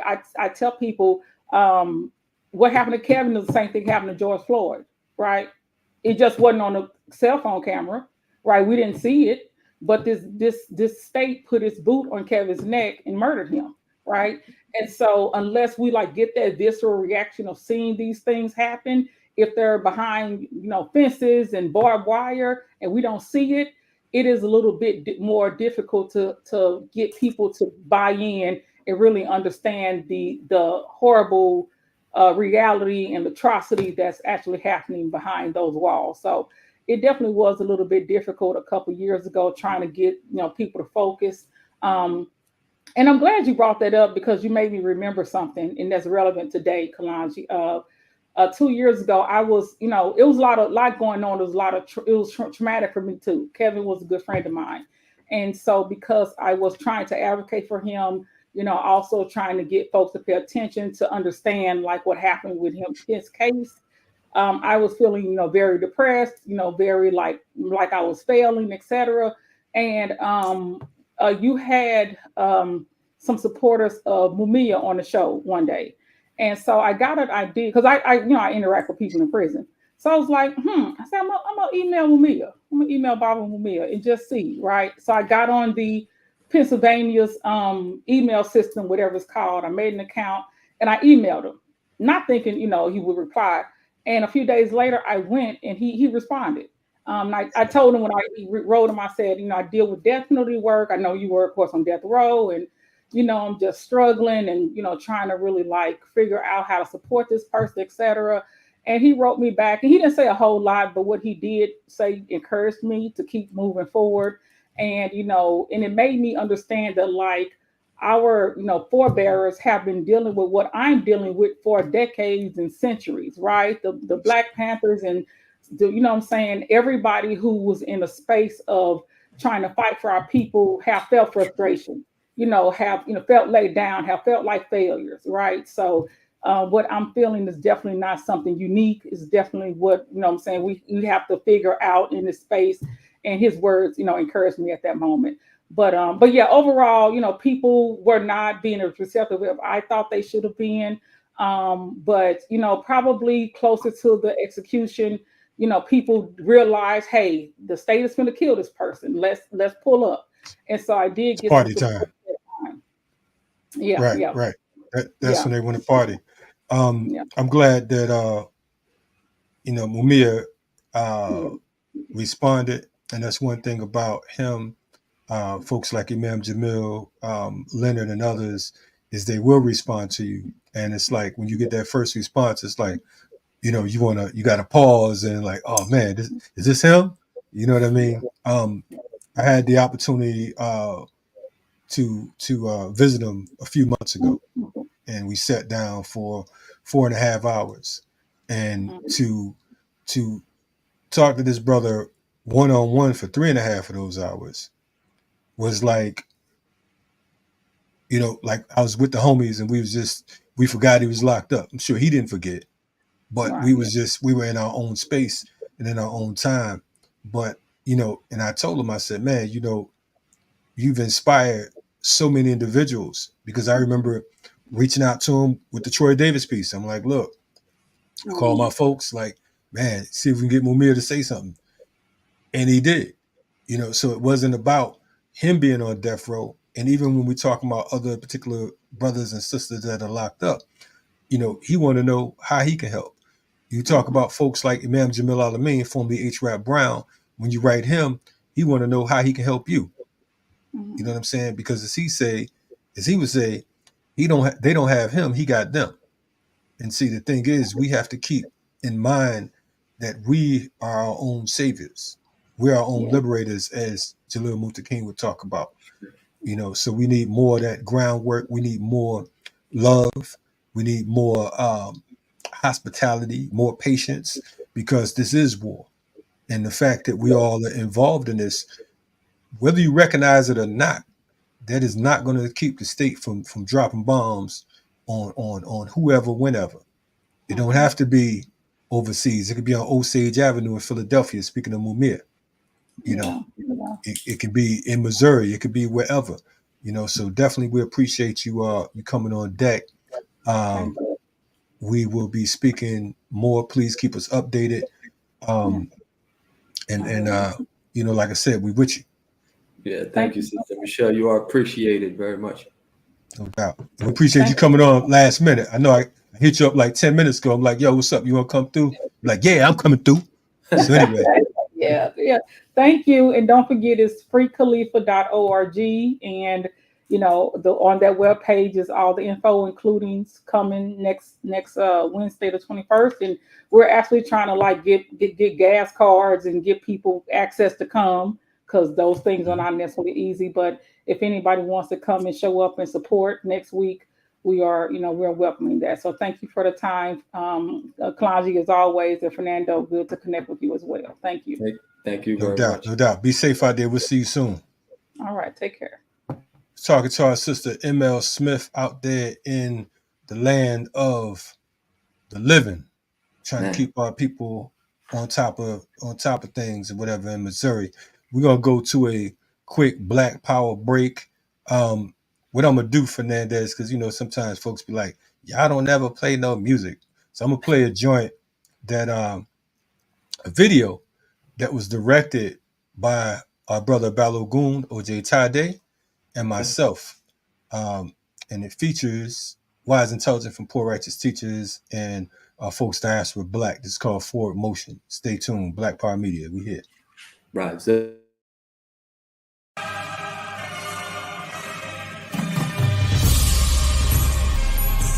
mass disturbing and looting are widespread across the world.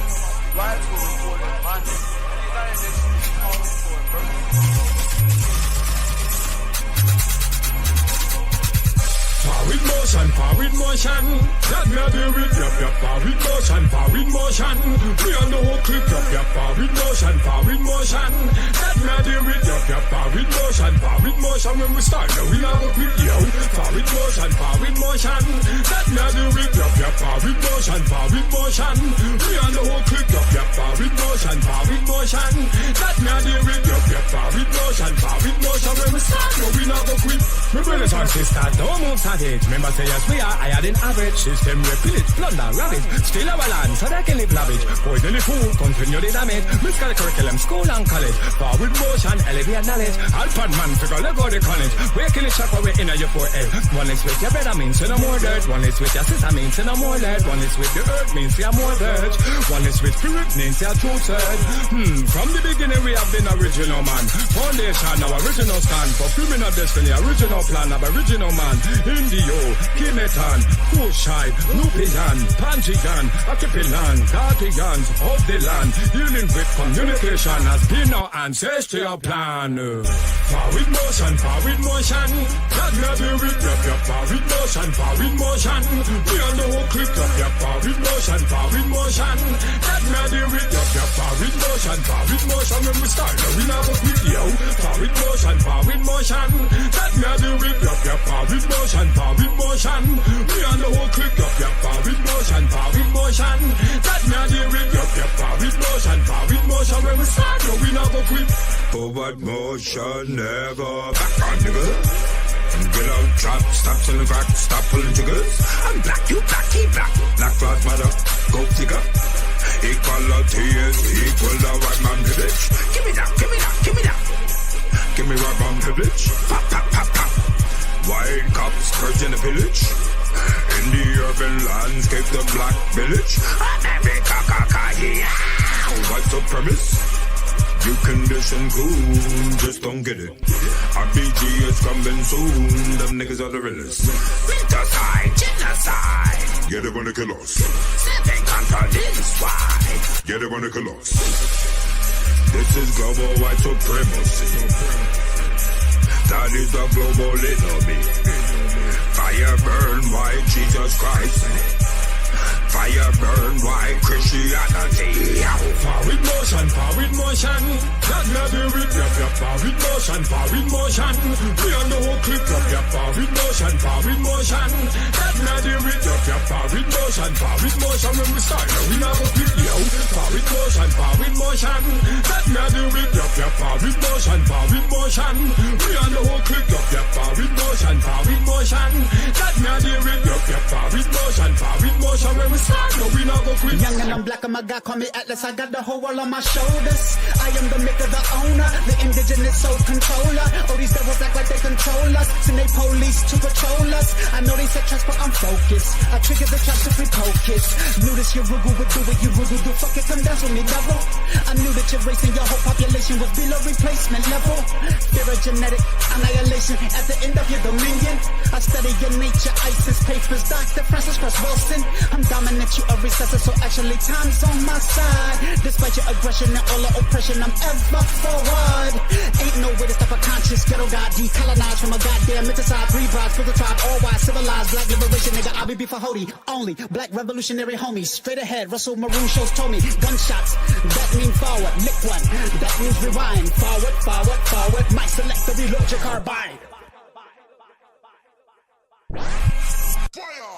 Forward motion, forward motion. That me do it, yup, forward motion. We on the whole click, yup, forward motion. That me do it, yup, forward motion when we start. Now we not go quit, yo. Forward motion. That me do it, yup, forward motion. We on the whole click, yup, forward motion. That me do it, yup, forward motion when we start. Now we not go quit.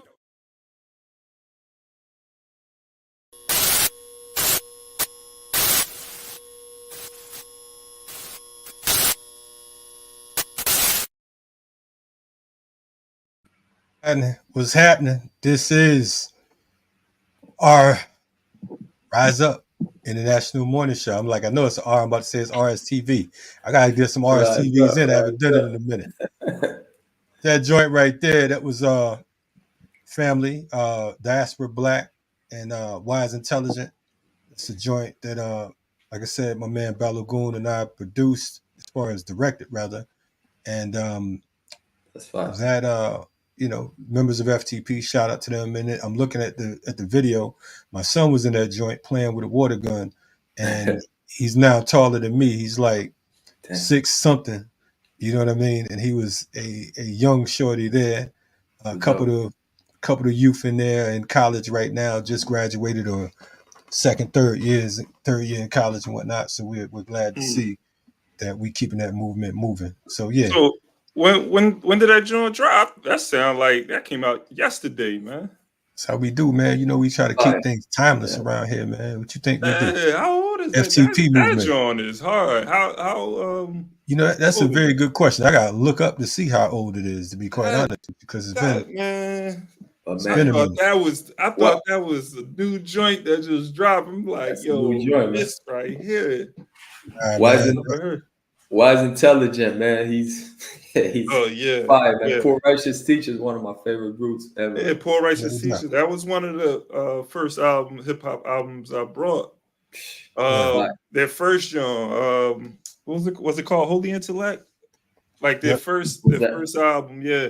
That was one of the few. I still recall, man, my first few albums I brought. Special Ed, Youngest in Charge was the first album I ever purchased. New World Order is fire too, like all of it. Indeed. We did this one about 7 years ago.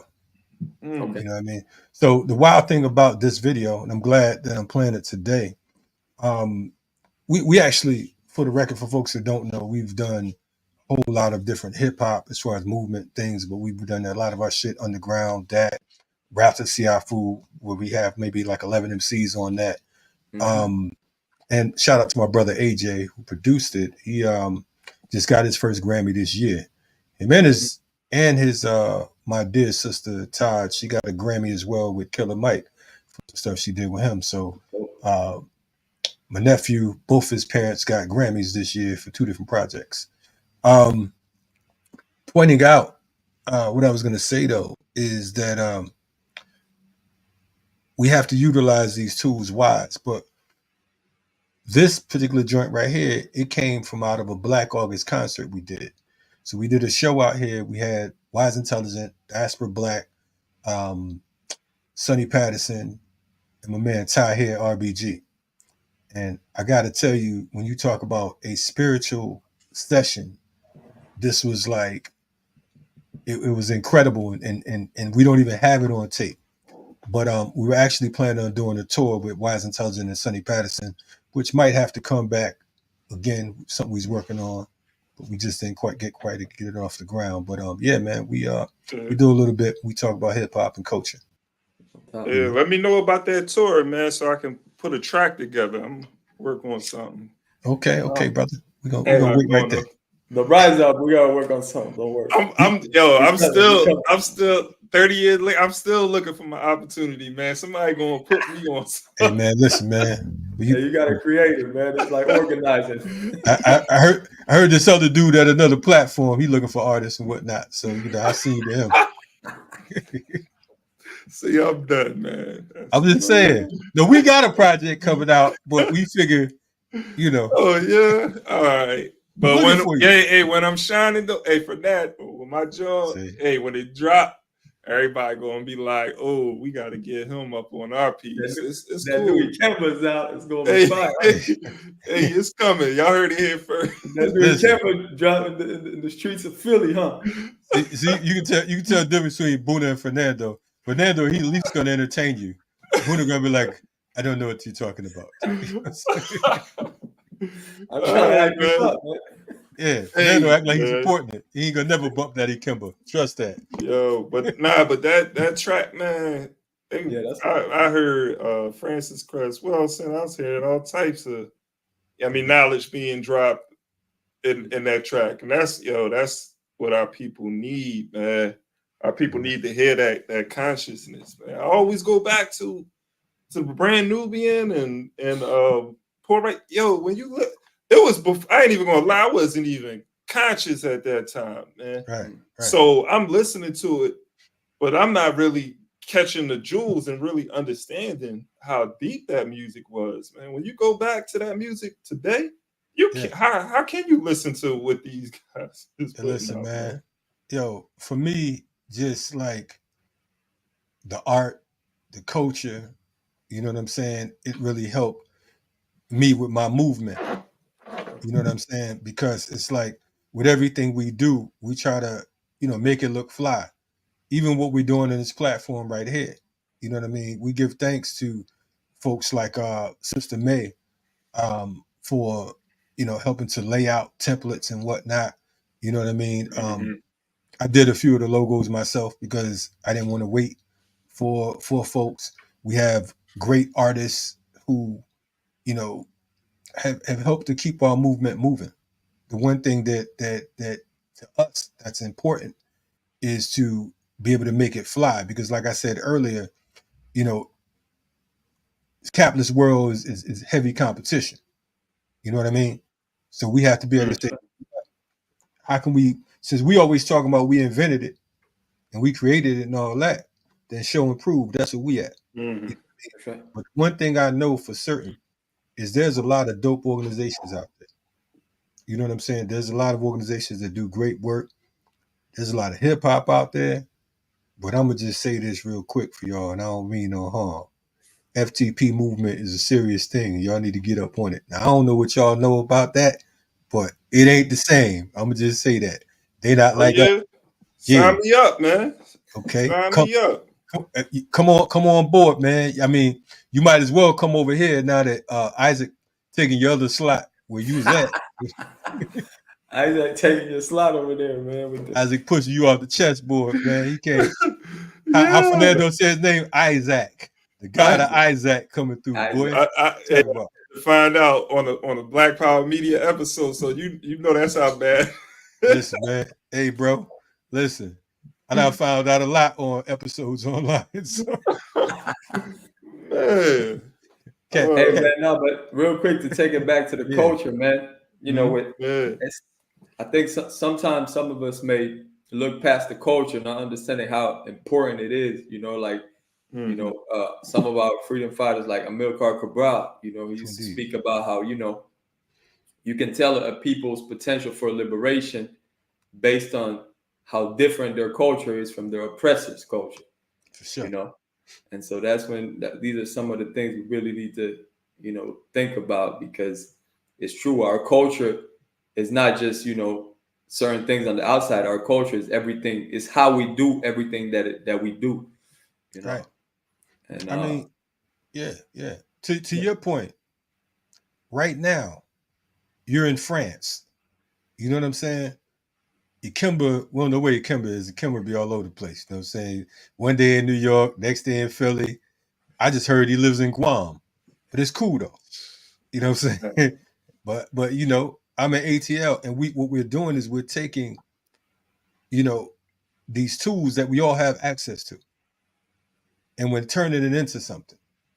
Sure. I don't think folks even understand when we talk about how we came together as this international morning show. I don't think that we had 2 weeks of discussion before we jumped in. Nah. In fact, I'm thinking somewhere between 7 and 10 days, if that. You know what I mean? But the thing is, it's about they talk about Olympics. Teamwork is important. You know what I mean? To be a part of any winning situation, you got to have a good team. You know what I mean? And folks have to know their role. The problem is oftentimes people don't know their roles. They don't know their position. So they mad at other people when their toes get stepped on.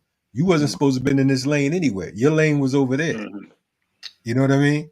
Always say stay in your own lane and there won't be no accidents. It's kind of the only way you get in an accident when you're in your own lane is if someone else isn't paying attention or if you're not paying attention. But if you stay in your lane 9 out of 10 times, you don't veer to the left or veer to the right, you could be good. You know what I mean? So stay in your lane so there won't be no accidents. I think that part of what we do as a people is we don't know how to stay in our own lane because of the fact that we look at what someone else is doing and we say, oh, that's fly, I could do that. But you don't know what it takes to make an individual who they are. You don't know what it took to get them to where they are at that particular moment. Fernando was a basketball player. You know what I'm saying? Playing basketball on the street was different from when you had to step out in front of these pros because now everybody could play. Right. You know what I mean? If you're just on a block, you can just freak on them. You can go get a bunch of third graders and be, you know what I'm saying, handling business on them. Yeah, a lot of them gonna be talking shit, but not all of them can really play. Man, listen. Welcome to Black Power Media, the place where you'll learn quick that a lot of people can talk that shit, but they can't really play. Yeah. And that's just that. And that's not a diss. But anyway, we got a few minutes left. Tomorrow, we have a real special guest coming on. That's right. Know what I mean? Should we say his name or we should just make sure you come on first?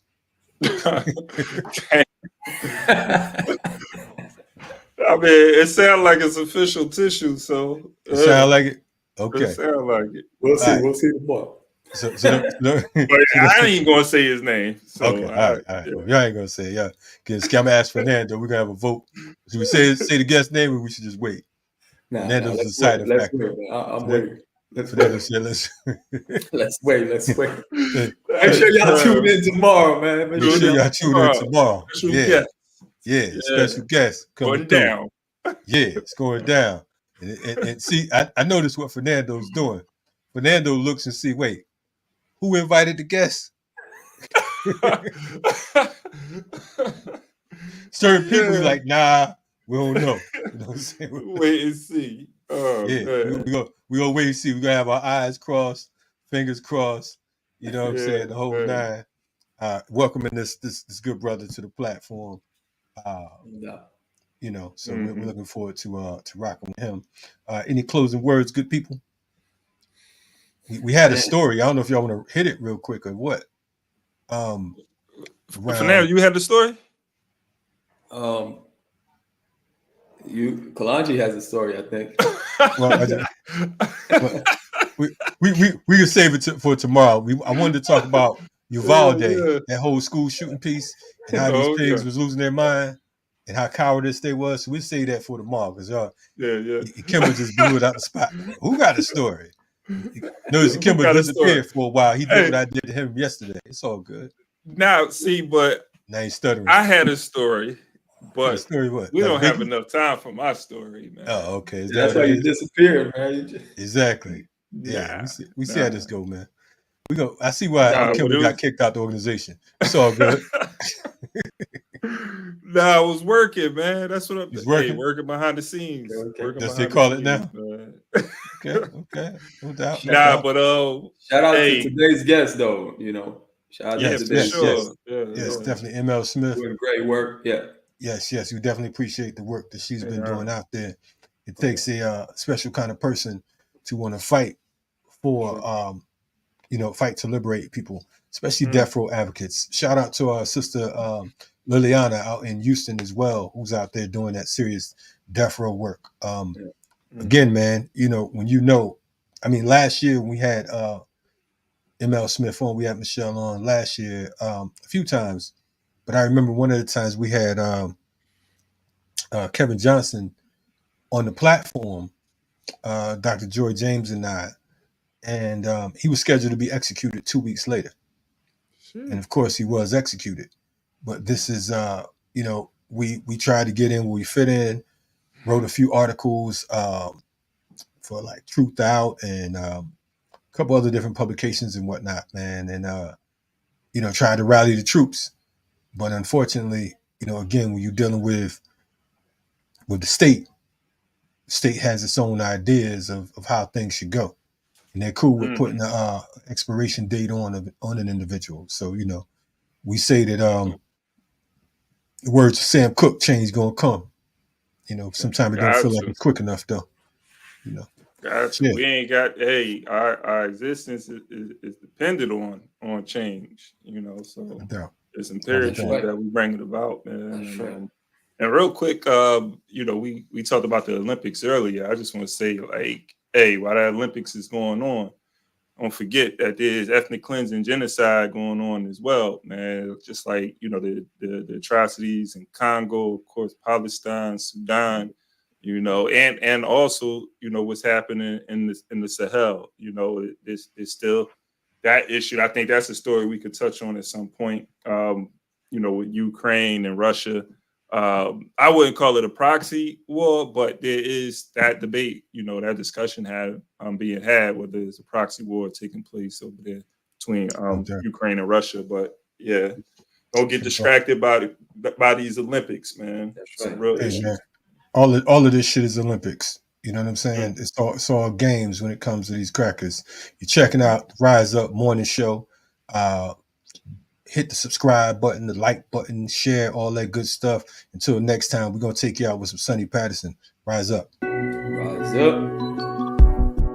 Sometimes the riot is a quiet one.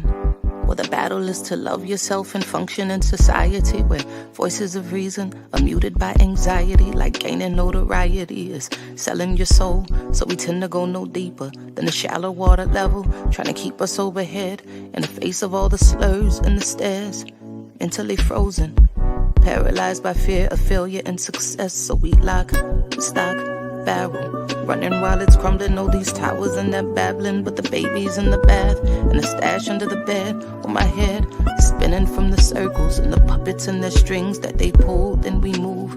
Reactionary warfare never produces winners on the field. Feeble and foolish. What tools and what weapons are we using? We need some new ones. Real revolution. It's real solutions. Well, we've taken on the ways of the ones who conquer with their guns and religion and division. Got my inner me looking like my enemy. Real revolution. Well, my inner me really a mirror for the galaxy. New time, brand new paradigms, new contracts to sign. They thought that this would all be televised, though it's happening right before our very eyes. It's on the inside, with their guns cocked.